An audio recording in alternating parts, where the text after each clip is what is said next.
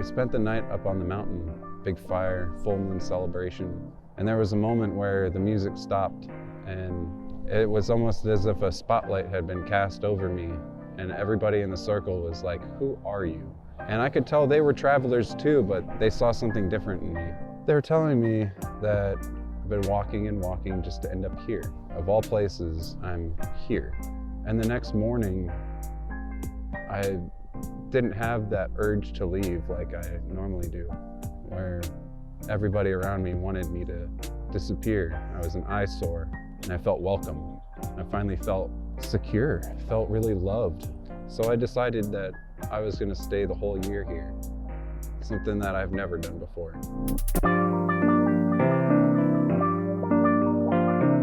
I had gotten out of jail for burglary. I was sleeping in an abandoned house down the street from my family because I had gotten kicked out. I like to slip out in the middle of the night, and one night I found my window locked. So I decided to stick it to the man and stay outside. You know, I'm just never gonna come home. And I started sleeping in an abandoned house across the street, and I went and stole a whole bunch of chicken fingers from a restaurant right out of their freezer. I was sitting there eating them raw, and I'm thinking, wait, you're supposed to cook chicken. And I found in my neighbor's yard, people I've known for years, I was thinking I could just use their charcoal grill. And no, they're gonna spot me. I can't do this on their property. I can't just go to their house and start cooking chicken. So I took the grill and I brought it into the house, inside, and I opened up all the windows, and I forgot that a charcoal grill makes smoke, right? So here I am eating off of this charcoal grill, and I see red and blue. How patriotic. Cops are all over the place. They're all over, and they're telling me that they're gonna take me to jail. Here I am, a 16-year-old kid. Not once did they see a problem with anything going on there.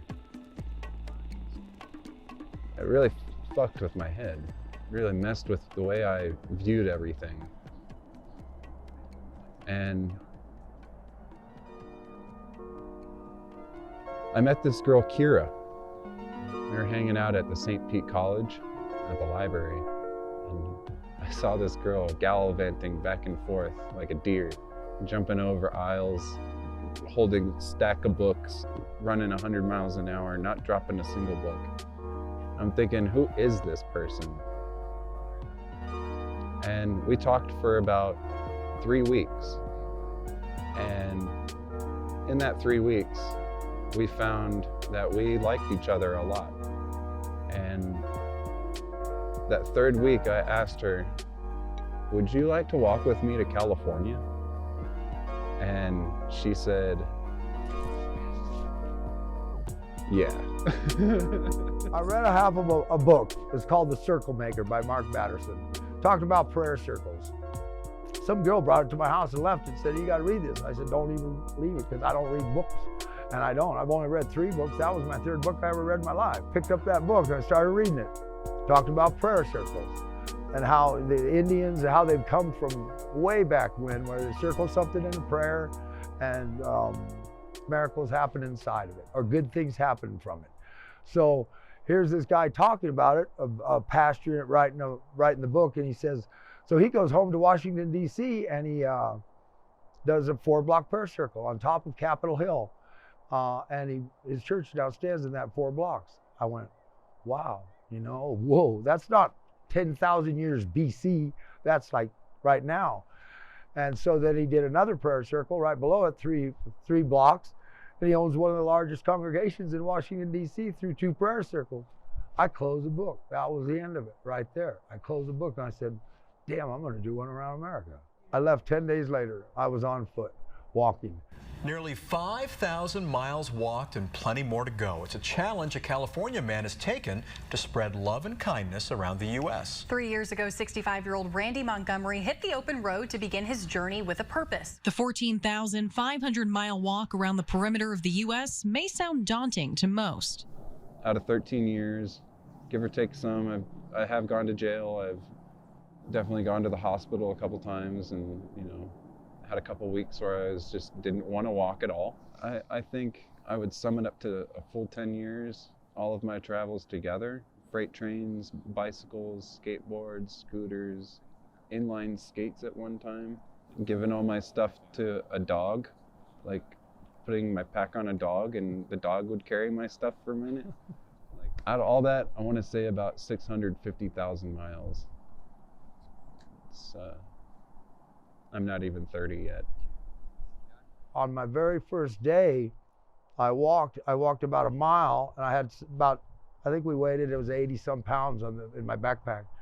It took 2 men to put it on my back when I took off walking, and then they said, "Hey, see you, Randy." Well, by the time they went up to the next overpass and went by me waving at it, it already broke and I had it on the ground. But I couldn't, my hip, I was 62 years old then, and my hip, every now and then it'd go act like it went out. And I thought, well, wow, that's what it's like when your hip goes out. It was painful, but I'll go back in, I'd be fine. When I started walking with that, I couldn't do it. It started hurting, and I went, wow, wait a minute. These people in this town gave me a farewell. Here I am on the first mile, I can't walk. I went, holy shit, I didn't figure that. I never thought, I'm healthy. And so I called my sister in Crescent City, and her husband came down and took all the weight out of the backpack. It left me a few things to get to 80 miles to Crescent City. I said, okay, I'll see you in 4 days, because I told myself I was going to be there on the 4th of July, and I left July 1st. So I started walking, and it didn't go away. It kept hurting, and I couldn't walk. I had a bandana on my head. I had my sunglasses on. I was actually walking down this Oregon coastal trail, crying my eyes out, because I was going, what am I going to do? I saw this bench overlooking the ocean. So I sat on that bench, man, looking at the ocean, and it was such a trip, because I'm sitting there, and all of a sudden, man, I've always heard the greatest healer of all is right above us. I mean, I looked over these clouds, the ocean, and I said, man, is there truth to this? And I'm talking to the clouds. I thought, wow, it's kind of crazy, But I explained my whole story, how I read this book. I've always wanted to know what I could do for the world. And I said, man, I want this more than anything. I said, is there a way, you can really help this, make this work? I said, and I talked for a while, and then I finally said, well, all right, I put my backpack on and started walking, and I didn't feel my hip. I felt a little something, but not bad. I kept walking, and pretty soon, man, I was strutting, just cruising. And I thought, wow, man, I walked 27 miles that day. And I've walked 8,000 miles since, and I've never, ever felt my hip since. I spend a lot of time to myself. There's a lot of reactions that you have when you're by yourself. You lose all your water spills out onto the ground, and now I've got to figure out water again. And it's been 3 days carrying that water. I don't even know where water is right now. So that right there is one of the most traumatizing things to ever have to go through, is desperation of dehydration. I turned my house over to a property management. I built a beautiful home here. And so they were going to rent it out, and I would have it taken care of while I'm gone. Well, I had to put a roof on it. A contractor friend of mine was kind of overseeing that, and he said, man, we got to put a roof on it. So I called and ordered all the roofing supplies dropped off at the house, paid for it, and had a roofer going to fix it. And then I took off through the Northern Cascades, and everything was peachy. Well, when I got out on the other side, I had a call. My friend called me and said, man, I'm standing in your house and it's devastated. I said, what do you mean devastated? He goes, well, apparently he didn't cover the roof, and it rained for 4 days. It ruined the whole inside of my house. Absolutely ruined it. Dropped the downstairs floors onto the ground and flooded it, and came through, and it was rough sawn cedar, so it stained it all, went in the insulation. And anyways, I came to the point, I was in Twisk, Washington, and I stayed up all night, sat in the middle of this field. There was a bench all by itself looking at these beautiful mountains. I sat there going, what am I gonna do, man? Do I quit, go home, fix my house, and live happily ever after here? By then I'd walked, probably 1,000 miles, and but something hit me and said, you know what? It's a pile of sticks on a pile of dirt. Man, what I'm doing has a chance to be a positive input, and it's real, man. It's like I'd already gained so much. I said, you know what? Nope, it's a pile of sticks on a pile of dirt, and I gave it up. So the loneliness grew into something different. And out of loneliness, I found everything. And it's much like the Buddhists say, you look within, you find all the answers. It's very true. We are 100% all reflections of each other. When I jump on a freight train, I see those people as I'm passing by on the car, and they're sitting there ready. They're so ready to just get on with life. And I'm having the time of mine. Like, I'm experiencing something foreign to them, and it's right in front of them. In the woods, you're in the present moment. You don't have a choice, because you're walking around and you're seeing the woods. You're seeing what the river looks like, what the trees look like. It puts you in present moment. On my walk, I'd find myself thinking about the town I'm coming to, and what's it like, and what am I going to see there? And I realized that I'm not even where I'm at right now. And I'd actually close my eyes walking. I'd close my eyes on the side of the road, and I'd turn around backwards. I'd look 100 feet behind me. I'd open my eyes up, say, I'm not there right now. So at this moment in my life, this is where I'm at, right here. And every time I did that, I thought, I've got enough food, I feel good, I'm healthy, everything's beautiful. And everything was always beautiful when I came to the present moment. It was 58 below zero when I walked into Grand Forks, North Dakota, and I was camping and living in my tent that whole way. Spent a week afraid to go to bed at night because I thought I'd wake up dead, wake up numb, froze. I really have to do drastic things in order to survive. I've got to do messed up things. I found myself eating roadkill, drinking animal blood, climbing inside of an elk in the middle of the Grand Canyon when there's a good 9 feet of snow on either side of the rim in Tucson and Jacob Lake. And you're not even supposed to go out there. Everything's barred off, and I went and made snowshoes and walked down out there. And yeah, I don't think anyone knew I was out there. My blankets were soaked. Yeah, climbing inside of a dead elk was the smartest thing I could have done, honestly. It was disgusting. My clothes smelled for quite a few days, and my pack even smelled kind of gross. You know, watching Star Wars, Han Solo finds Luke Skywalker and Hoth and cuts open the tauntaun that he rode and stuffs him inside of the organ patch and keeps him alive long enough to get survival team. That's a real thing. That actually worked. I was on the edge of America the whole way. I got a map that in my bedroom, but it shows Felpin where I went, and it's right on the edge of America the whole way. She said, so what's your strategy? How are you gonna go? I said, well, I'm gonna leave here, and I'm gonna walk till I hit water, and then I'm gonna turn right. I'm gonna walk till I hit the Canadian border, I'm gonna turn right. Till I hit water again, I'm gonna turn right. When I hit water again, I'm gonna turn right, and then I'm gonna be home. You know, when you say to the universe, okay, I'm gonna do this, and you do it. And you say, I'm gonna do this, and you do it. I'm gonna do this, and you do it. Well, when you go to do something, the universe already knows, said, by God, you're gonna do it, I'm gonna help you, and things are gonna work. If you go, I'm gonna do this, and you don't, I'm gonna do this, and you don't, pretty soon you go, I'm gonna do this, and the universe says, good luck, let me know how it comes out. For one California man, it's about the people he hasn't met that inspire him to walk. Everyone has been so friendly towards me. Unbelievable. People ask me, what's the bad things that have happened to you? 4,400 miles, not one thing.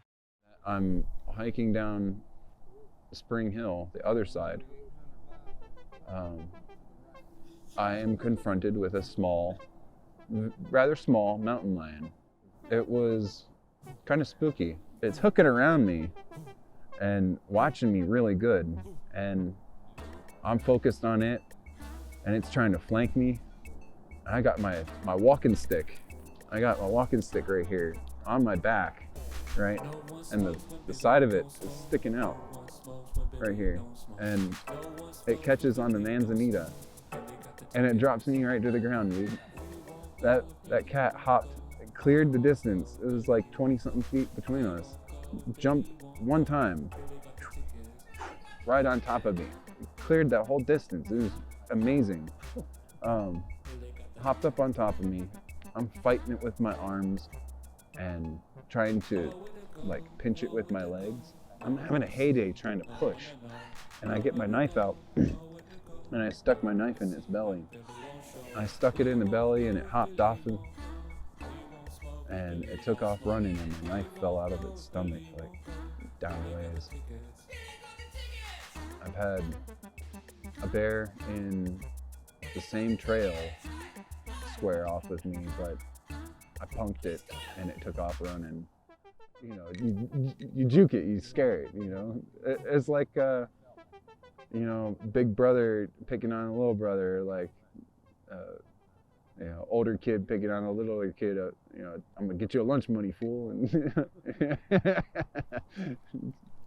just punk them, you know, you make them feel like they're small. And, you know, you kind of have to bully a bear a little bit because they're gonna get that inch and go a whole mile. You know, oh, I can get within 10 feet of you, that means I can kill you. That's 0 to 60 right there. A bear smacks you, you need to go. I've been wearing these pants for 8 years straight. Originally a Carhartt pair of pants, right? And then one hole turned into another. And then eventually I started stitching carpets on here, gloves, pieces from hats and scarves, other backpacks and other pants. I use dental floss for everything because dental floss is much stronger. You can see it's fiberglass, so it's not going to fray and rip like twine or thread might do over time. May the sun always shine on your face and the wind be at your back. 17 pairs of shoes. 17. And that's boots. You know, I wore Danner hiking boots, so I wore out a pair of those. Tennis shoes that last a couple 100 miles, and they were brand new, but the bottoms were wore off of them. There's definitely a lot of wear on the body. My organs definitely took a heavy whooping from malnourishment and dehydration. I had ground down part of my knee walking 10 miles every day, carrying a 100-pound pack. A man told me a long time ago, he said that most of you hobos die at 50. And what you did is you went and traveled 10 years, or you went and put 50 years on your life.